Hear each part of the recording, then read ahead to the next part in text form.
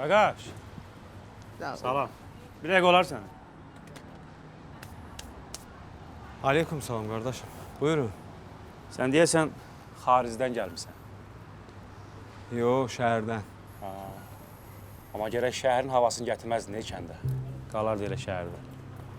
Başa düşmədim. Niyə ki qardaşım? Yəni qardaş demək istəyirik ki, biraz əynə başına diqqət elə də. İndi kəndə gəlmisən, camaatın anası var, bacısı var. Yəni belə düzgün deyil axı. Başa düşmədim qardaşım. Nə var ki geyimimdə?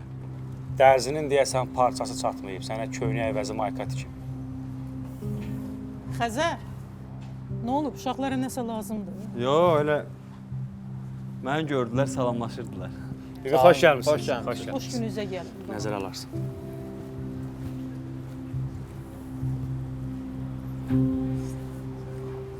Nə deyir? Eşəysin, sən fikir vermə. Güya bura kənddir, burada belə geyinmək olmazmış. Camaatın anası, bacısı var. Düz deyirlər. Kəndində öz qayda qanunu var. Gərək ayaqlaşasan. Xəzər deyirəm bəlkə. Demə.